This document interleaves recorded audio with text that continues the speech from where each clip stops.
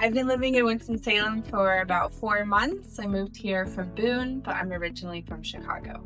I joined Associated Artists of Winston-Salem about a few weeks before I moved here in June. I had heard about it from a friend that you guys did lots of fun things and different opportunities, and so I had looked you up online and joined right when I realized that I would be moving here.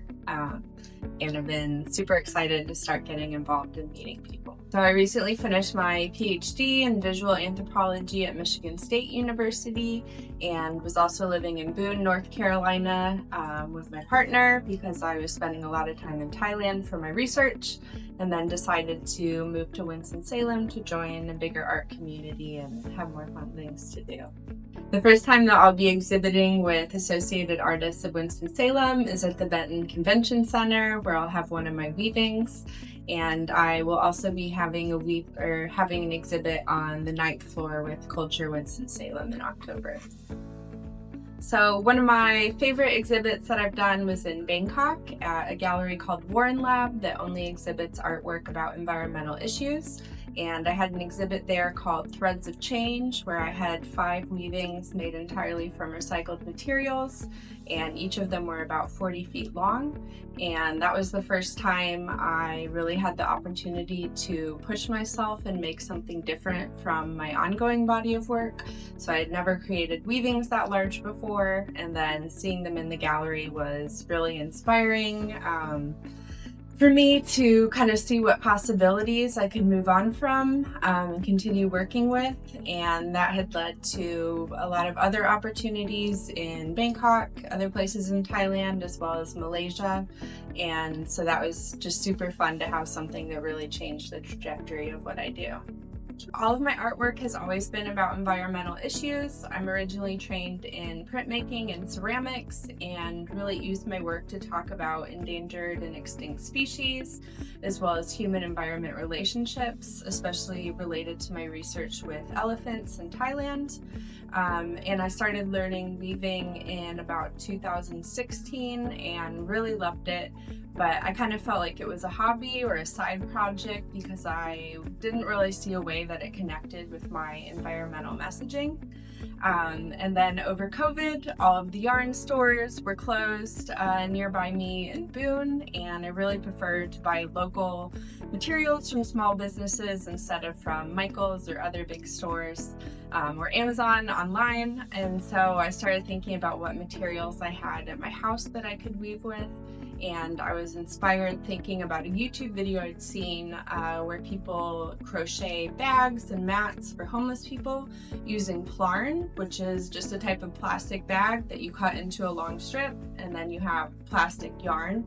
And so that was able to take the place of the natural fibers that I was weaving with, and then I really saw that as a way to talk about plastic pollution, consumerism, and capitalism, and then from there just kept collecting different recycled materials that I could incorporate into my weavings.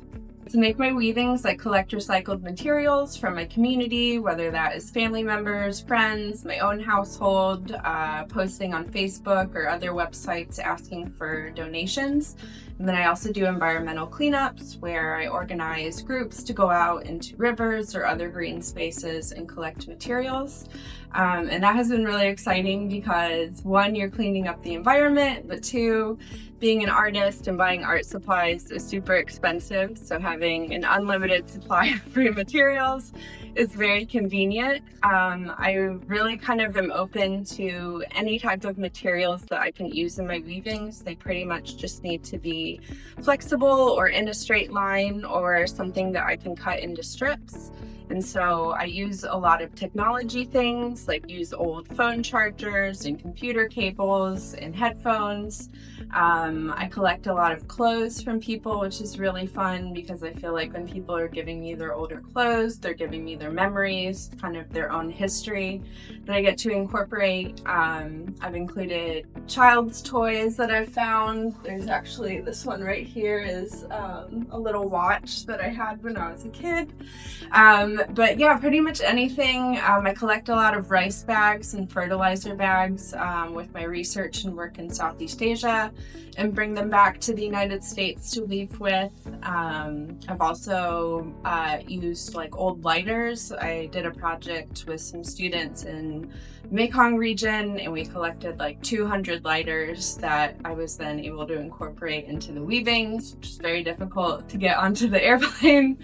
And then, yeah, pretty much anything. I've used like life preservers, life jackets, holiday decorations are one of my favorite ones. I really love using like garland and other sparkly materials from Christmas.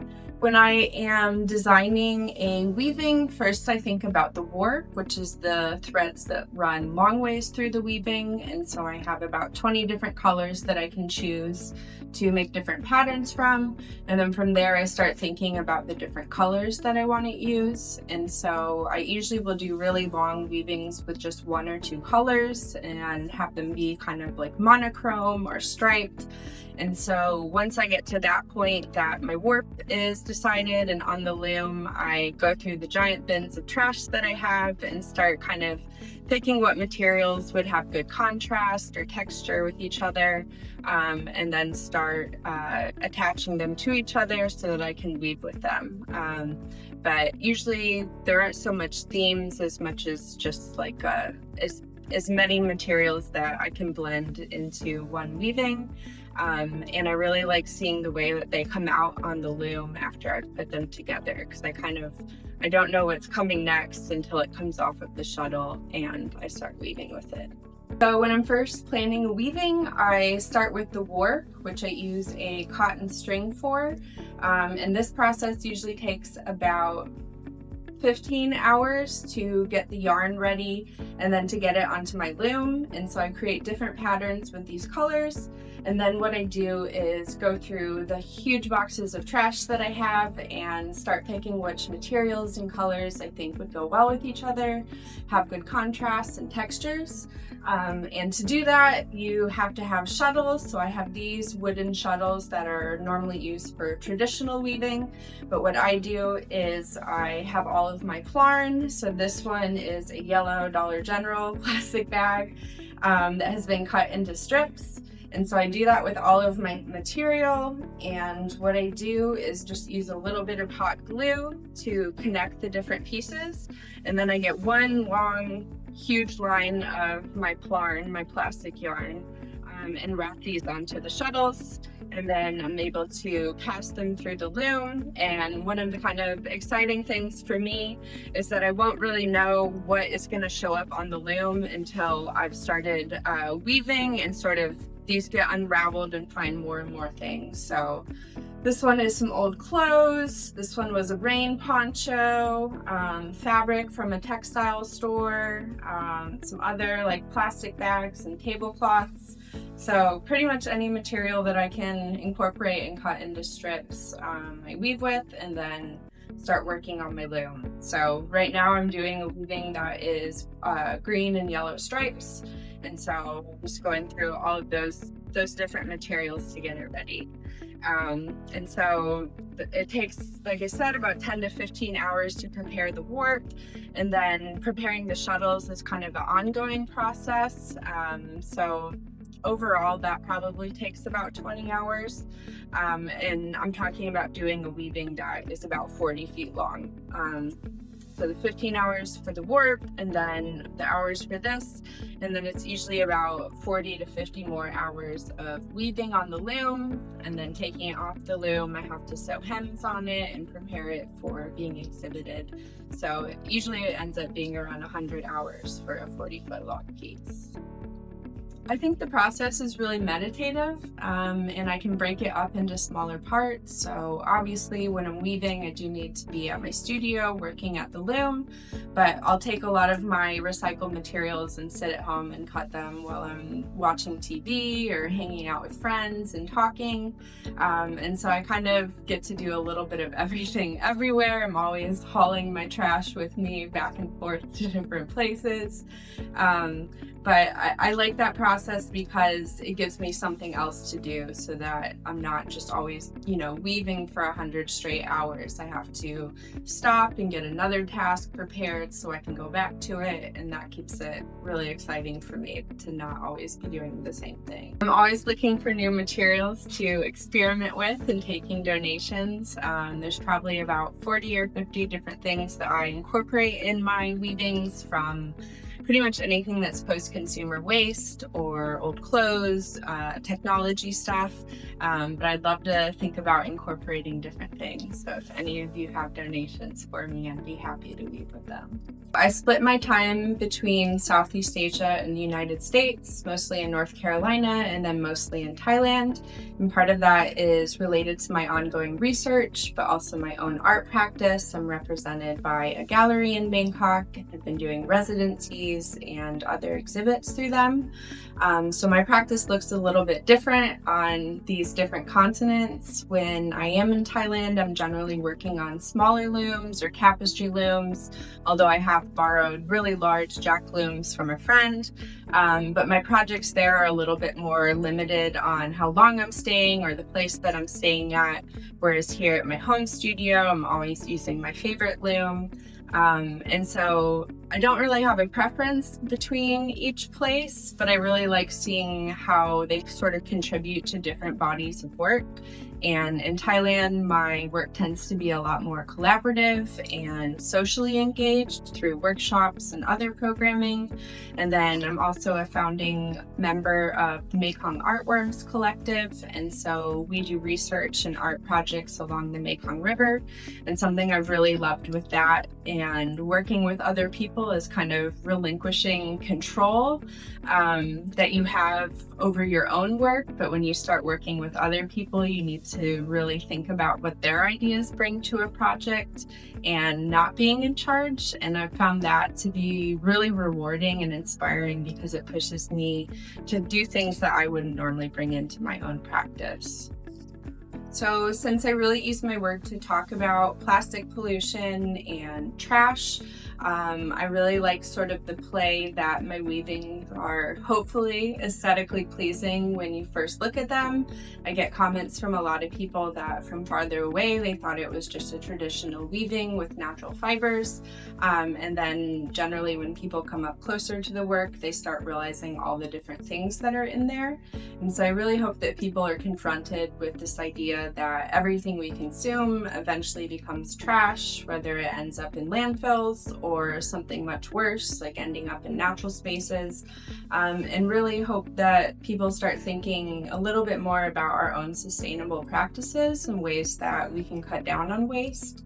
And so that's something I really like about using so many different materials, is that people are often able to identify different things. So like there's one below the watch one, this is some Reese's peanut butter cups, and then some of my other pieces, you can't tell as much on this one, but people will be able to say, oh, that was a bag from Walmart, wasn't it? Because they see the logo on it. And so I really like that idea that we realize how much we are literally shrink wrapped in plastic, and what we need to do to be better. So the environmental and political message behind my work is really important. And it's not just that the weavings are exhibited and people have the chance to encounter them that way, but the collecting process is almost just as important to me. And so I really find that valuable, because every time people are collecting materials and they come to bring them to me, it ends up starting really good discussions about environmentalism, about plastic. And so it becomes a great way to sort of get people thinking about that. And I always find it really funny that once people start giving me different contributions of their trash, that they become a lot more cognizant of it. And so sometimes people will give me like a lot of trash and then they go home and say, this reminded me not to be using as much plastic or to reuse things.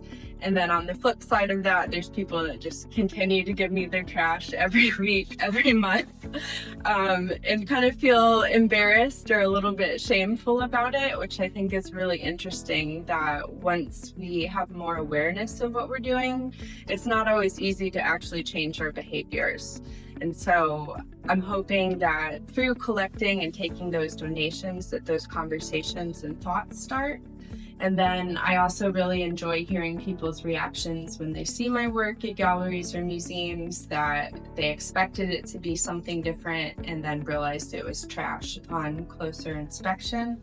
And so I really like kind of hearing that contrast between the ugly and the beautiful, and hope that people start to think about how they can use creativity and sustainability in ways that hopefully imagine a more just future for animals and humans and environments. I think art has such an important function in society because it is a way of telling stories, of bringing people together, sparking discussion, thinking about new things.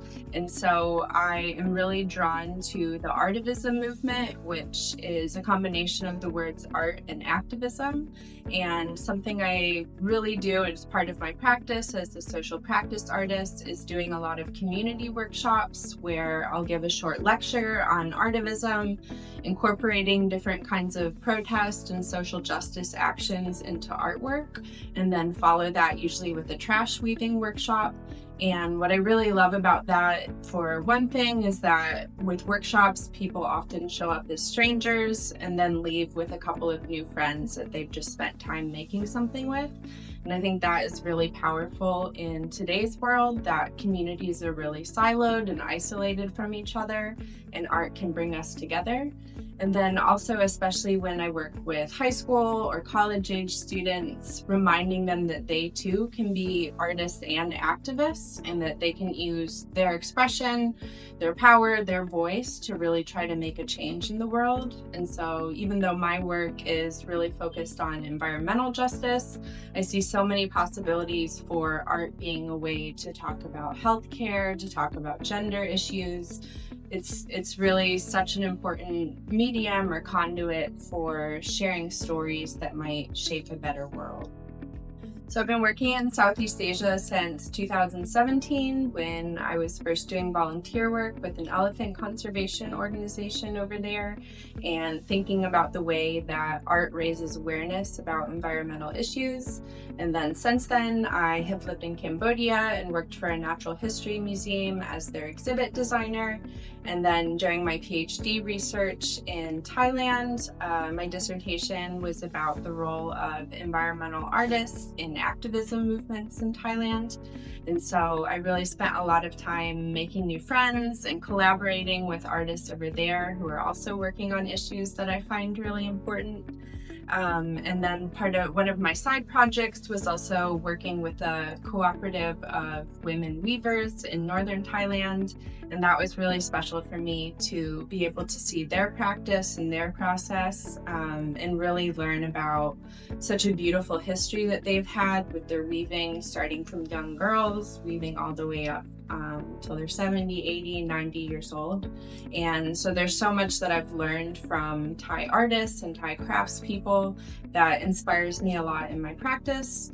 And as someone that is really obsessed with color, I've always been drawn to Thailand because of really all of the beautiful shades and hues that they have in their architecture and their clothing and their artwork. And so that is something that has really stood out to me in my own practice, is being able to really bring in all the different colors of the rainbow and work in that kind of media. So over the next 5 years, I'm really excited to continue developing my art practice. I recently just finished my 24th grade, and so I'm so excited to be out of school and not to have those kind of demands on my time anymore, and really be able to devote all of my time to art making. And so I have some upcoming residencies and exhibits, and continuing to apply for other opportunities. And then part of my 5-year goal is to exhibit on every continent. And so far I have Europe, Asia, and North America. So my advice for young and emerging artists trying to get into the art world is to not be discouraged and to keep on trying. With a lot of creative industries, there's so much rejection. You work really hard on something that you want to apply for and then get an email back that says no. It can be really hard to pick yourself up from that. But the thing that I do is kind of treat it like a pyramid scheme. And so every time I get a rejection, I try to apply for 3 other things. And you just keep on rolling and keep on doing that. And eventually opportunities will start piling up and coming to you. And so really just lean into your own creative power and realize that you're going to keep developing it and that other people are going to see it and recognize it. And just because you didn't get the opportunity today or this month or this year doesn't mean that next year can't be amazing. You just got to keep on going. 5 facts about me are: I have a beagle named Clementine that was a stray that wandered up to my house one day. Second fact is my favorite animal is elephants, and I collect elephants, so I have little tiny elephants hidden all over my studio and my home. My third one is I'm really lazy, but I really like to walk 10,000 steps every day. My fourth one is that I did an internship in book arts, and from learning to sew paper and embroidery is sort of the thing that sparked my interest in fiber art. And the fifth one is that I've been to over 30 countries. So if you're interested to hear more about my upcoming exhibits, join a workshop, or even contribute trash, you're welcome to check out my website, which is my full name, KelseyMerreckWagner.com, which also has links to my Instagram and my email to get in contact with me. And then I also have a studio at Liberty Plaza building, and you're welcome to come knock on my door and we can chat. My studio is on the ground floor of Liberty Plaza building. You can stop by anytime with your donations or contact me via my email or Instagram and on my website, and we can pick up a drop-off. And I promise to send pictures of what your old trash has turned into.